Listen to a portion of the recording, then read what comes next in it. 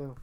Well, the wrestling fucking universe, or I'm sorry, forgive me, the WWE universe demanded more wrestling after last week's atrocious Raw, aka that time that we waited 10 million hours to get one fucking match and it sucked. Hour and a half. Um, yeah, they demanded more, man. And this week, WWE showing once again that they listen to people, actually gave us more wrestling, maybe a little too much wrestling. And guess what? It still sucked. Woo! Stinky. Oh, dude, It's good. it was a thing. I haven't heard Anyway, anything, so all this is new to me. yeah, it was a thing. I mean, it wasn't. It was super pedestrian. Let's say that. We're gonna talk about the worst of the week, a Raw edition here. Look, it started with Roman coming out and doing a spiel, which of course led to Shane coming out and doing that tired ass "I'm an evil authority" thing that he's doing as of late. So that went over like, I don't know, cold eggs, aka not good, and it gives you the fucking farts. It's horrible. Anyway, eventually Drew comes out too. Again, cold eggs. The Revival comes out and then basically they take down Roman. The Usos assist, and that leads to a match. And you know what? The match, okay. It was fine. Whatever. At least we didn't have to wait 10 years to get a match. The thing is, there was like some flaws in it. Like, the crowd was really behind Roman. Cool. All right. Fine. They were chanting. They wanted him in there, and there had many opportunities to tag him in. That would have created a good pop, maybe get some energy in the room, right? They tagged him in during a commercial break. Oh, man. During a commercial break, man. So you come back, it's like, I guess Roman's in. And the commentator's like, yeah, this happened during the break. So that was a fucking thing, man. Anyway, it was a thing. That's it. I mean, at least it was better than the start last week, right? So I thought it could only get better from here, I hope.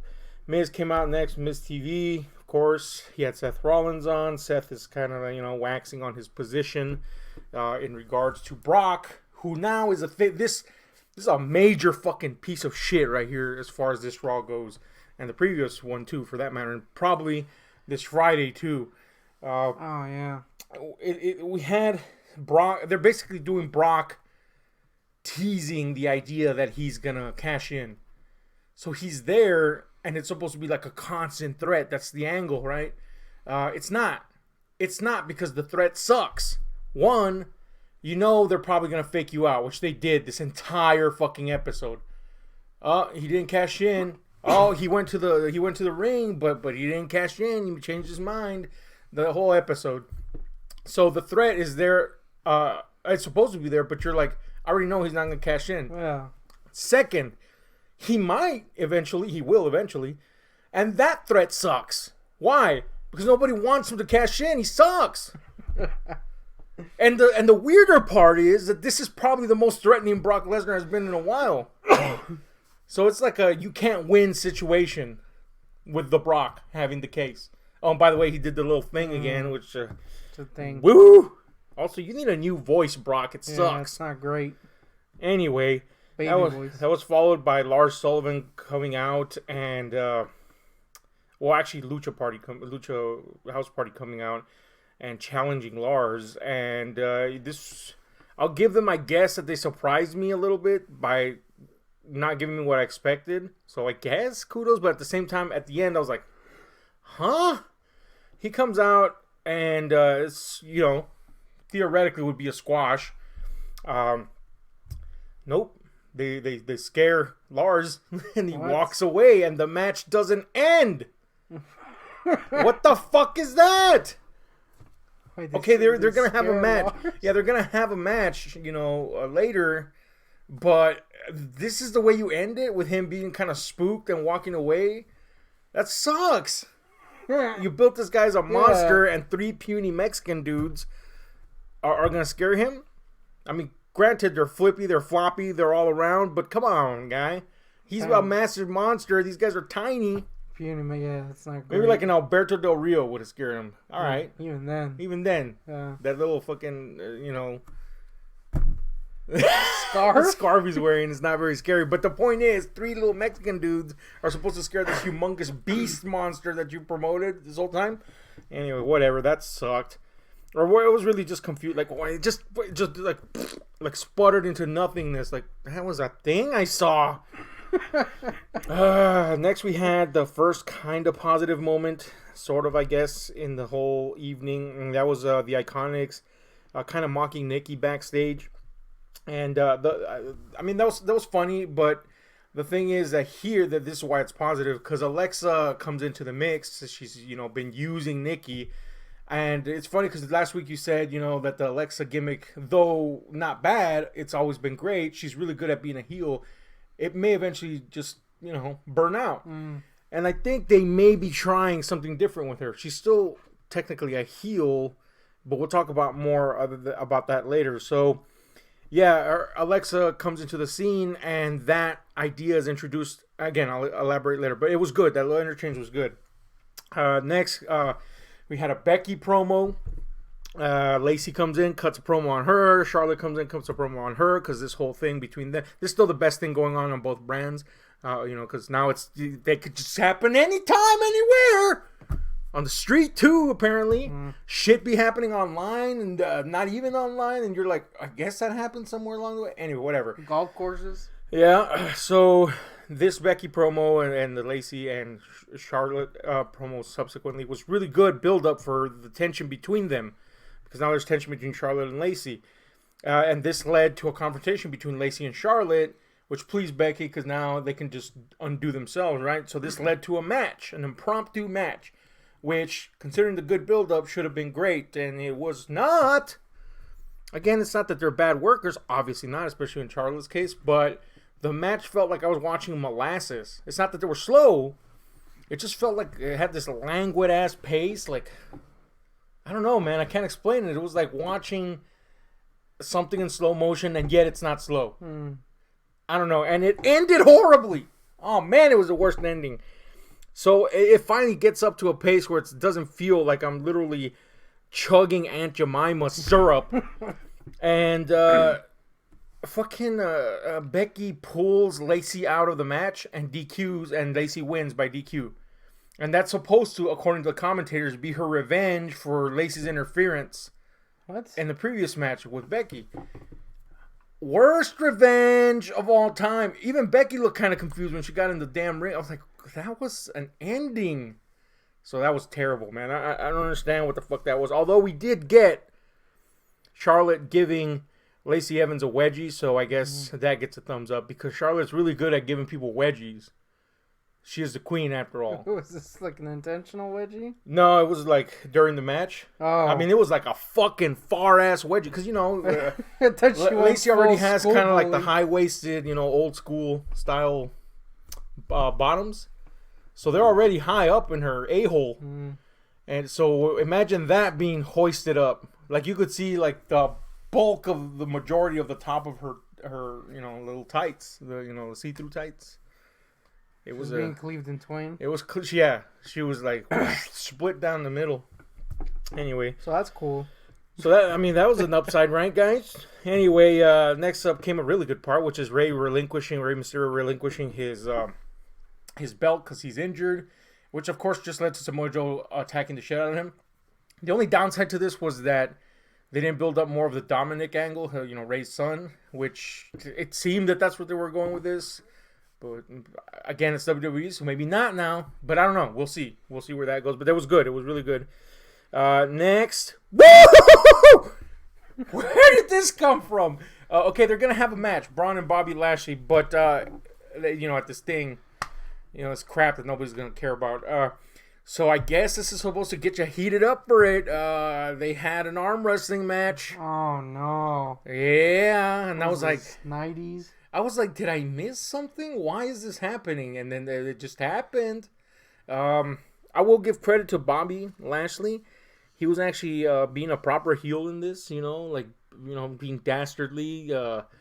He slapped the shit out of Braun. He was actually speaking well, not sounding like a, baby. Like a weird baby. He was doing heelish things in the proper heelish way without the help of Leo Rush or his sisters.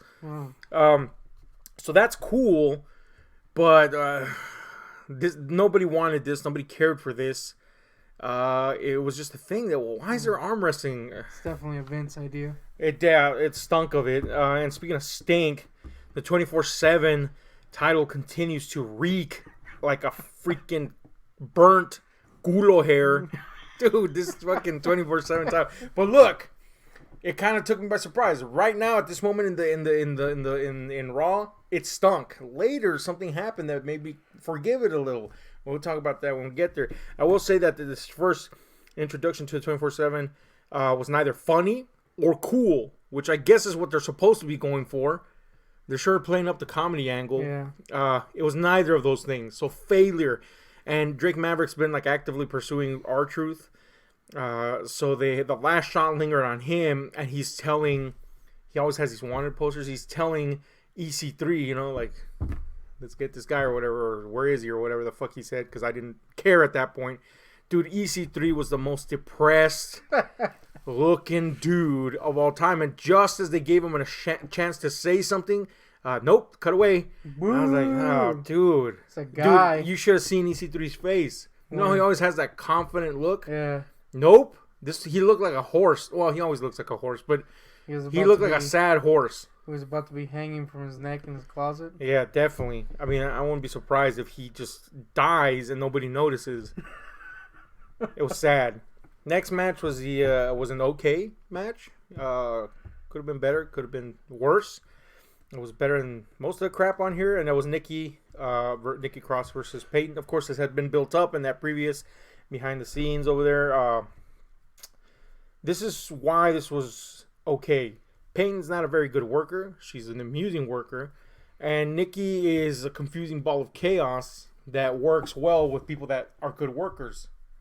So put these two together and it's just a thing that you're watching, really. Yeah. But it's not bad, you know what I'm saying? And this was more about this Alexa thing that I was talking about previously, which I think if what they're suggesting here actually goes through, could be a good way to kind of alter her gimmick, yet still keep her that, you know, lovably selfish heel. And so Alexa comes out. She says she promised Nikki she would be there supporting her. And again, the idea was that, you know, she's just using her. But she goes out there and eventually she has coffee brought to her. And she's just kind of hanging out because she's, you know, Alexa. And because of this, the Iconics get involved. And Alexa ends up getting humiliated by having coffee dropped all over the place, and then it gets on her pants, and then she's pissed, right? But her anger and her lack of actual involvement actually end up getting Nikki the win. So, and then the way they play it up with her being all pissed and frustrated, and Nikki telling her we won, and then she's happy that they won. It kind of seems like they're going for she's an unwitting face, you know. Her being a heel and a selfish heel will accidentally make her a face in regards to Nikki. If they play that up, that could be really cool, and it would be different, and yet it would keep the stuff and elements that are good in Alexa. However, with WWE, we don't know if that's the case. However, two scenes that suggest that it might be the case. I don't know. Can't tell. But it was okay. They'll just drop it. Probably. Like always. I mean, I was thinking about this and I was like, what has happened to, you know, like the War Raiders or whatever the fuck they're called now. I haven't seen them in a few weeks, you know, so yeah, they could just drop this, like whatever. I don't know, man. The next part was the only excellent part in the whole show, and that's the Firefly Funhouse. This one was interesting because the previous one was so dark. This one went back to that light mode, and they introduced a new character called Huskus the Pig, who, you know, he was kind of the allegory to Bray Wyatt himself was very clear. This was a fat, you know, like a slovenly character that didn't believe in himself until something happened, and they had this puppet of Vince McMahon, aka the Boss, come in and, you know, rag on them. It was cool, man. It was a cool little allegory that they're kind of surprising that Vince passed, or not surprising because he probably just thought it was funny that there was a pig. Yeah. And then it led to this musical section that had that was all whimsical for the most part, and then they had this one really dark portion in it. It was cool, man. He continues to be the most interesting thing on Raw, so I'm sure they'll fuck that up eventually. Yeah. Next was Trips cutting a promo on his his battle with Randy Orton that's coming up on this Nobody Cares event. Man, that's gonna happen. That's as good as you can get. Trips cuts a good promo always, and that's all we're getting to this build-up really, other than the packages that tells us that there's some history now. Although I will say there was one kind of surprising moment in this, and it's when Randy called him out, and he threw out a line about asking that Triple H might want to ask Stephanie McMahon for his balls. And it looked, I mean, these guys are not great actors, so if this was a genuine reaction, cooler. If this was not if this was acted out, a pretty good job. Trips actually looked like, the fuck? And Randy Orton had this mischievous look on his face, like he just threw some fucking, shade over there. And it was really good because Trips was tripping on his words, like to get the comeback going. And I was like, wow, they actually either really played that really well, or he actually just threw that on, out of the blue. So that was really cool. It gave you a little something, at least, considering that this match is really coming out of fucking nowhere. So that's cool. Next was Ricochet versus Cesaro. I'm gonna have to give it a man. This was like okay. Yeah. This thing's been going on. Yeah. Cesaro's getting some spotlight. Cool. Ricochet's getting somebody to go against. Cool. So it's been kind of 50-50. And now I was questioning, where's this going? Yeah. And I kind of got an answer because Cesaro goes crazy on Ricochet. After he loses to him, he beats up Ricochet, more so than after the belt. And I was like, all right. But we already knew that. We already knew he disliked him. So where is this going? It has no substance to it other than this is a thing. And these two guys are fun to watch. Sure. I will say this was probably the worst of their face-offs. I felt kind of like diminishing returns. Yeah, you can only get so much out of them. Even Ricochet was, not his fault. You're bound to botch. But he was, he had some trouble doing some of the spots. And, it's like, all right, man, come on. Give them at least something to go for besides this. They did cut promos before this. It was backstage shitty camera phone promos. And they're both awful at them, let's face it. These guys are good athletes, but they're not good promos. So they both have weird voices. Yeah, that too. So it was a thing. However, out of the fucking blue, when this kind of saved, this kind of saved the 24/7 belt for a little bit longer. Surprisingly, considering I wanted to burn it in the trash. So Cesaro's gonna beat up on Ricochet, right? And he takes out a ladder and he's like, nope. Throws the ladder back. Takes out a table, and as he pulls it out, on the table is R-Truth hiding the whole time apparently. And he's like, what the fuck, he's been discovered. And so the 24/7 title pursuit continues as a bunch of people will charge out, again making them feel unimportant. Eric Young still having no beard. Oh, no. Awful. They gotta just pump in like Benny Hill music whenever. Yeah, they might as well. However, this was funny. Carmella came out and tried to help him get away, and she even assisted him in beating some people up. That was cool, man. It actually kind of made it funny and enjoyable, and somehow this thing held on to life for one more fucking week. So, I guess, cool on you guys. Next, Undertaker came out, and after his 1 trillion year fucking intro, this gotta stop. Gotta stop, dude. Walk. He's a legend. We all love the intro, but not cool anymore. The legend died. It's now watching an old man chug along. Cut that intro at least in half. Come on, man. It's not too long. It's not menacing anymore. It's just literally an old man struggling to walk. Yes, and speaking of not menacing, when he finally talks, which was like for the final 3 minutes, literally, of the show, it was like he wasn't in character. It was odd, man. He didn't have the growly voice. He was just talking. But at the same time, he was saying things. This is what was weird. I'm not saying he was full out Mark Calloway voice, because that's a real soft spoken guy.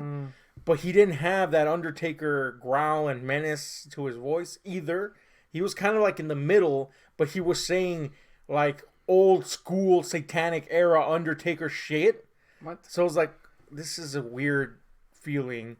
And here's ultimately what stank about this. He's going to have this match with Goldberg in this, this event nobody gives a shit about, really. Old man match versus old man match. Yeah, except we know that Goldberg is pretty physically fit. You know, Yeah. I mean, granted, he's not wrestling actively, but look at him. Just to look at him, you're like, that's a physically fit motherfucker, and he's not as injured as Undertaker has been throughout the years. He has his original hips. Let's just put it that way. Even though his matches are like 3 seconds long. Yeah, but that's the thing. Goldberg is like one of those Lesnar types. He comes in and bashes the shit out of you, and he's done. So Undertaker in his promo says, "I want." Not the father Goldberg. I'm paraphrasing here. Not the father Goldberg, not the husband Goldberg. I want that Goldberg that destroys motherfuckers. That's who I want to face. And I'm thinking, that's not who you want to face. He's going to spear the fuck out. He's going to destroy you. Yeah. Your little hips are going to shatter. Unless he knocks himself out in the back first. Yeah, that's the curveball you're going to throw at you. So anyway, that was Raw, man. I mean, a lot of stuff happened, but it was like... It was a thing that happened. That's it. Could have been worse. It's forgettable. That's the worst part. It's just like, nope. Never gonna think about that Raw again. Better than last week's? Yes, it was exponentially better than last week's in the sense that you didn't have to wade through garbage to get to garbage. You just kind of got garbage. Yeah. And like, some of it was interesting. Like ankle deep in feces the whole time. Pretty much, yeah. It was not a fun watch at all. So there. The only good parts were like the females continue to be the only good part. And I have a feeling it's because Vince doesn't really give a shit about that division. Yeah. He didn't give a shit about it before, and he's still it's not probably his focus. He's just focusing more on the dudes. Let him do whatever. Yeah. So I have a feeling that's why. But yeah, man. So that was it, man. Tell us what you think about this lamed-ass Raw. That's right, lamed. It's not even lame. It's got a D on it. In the meantime, I'm going to go fucking hang myself next to EC3. Dude, like, share, he's gonna die, dude. Like, share, subscribe, and those notification buttons, because we're out.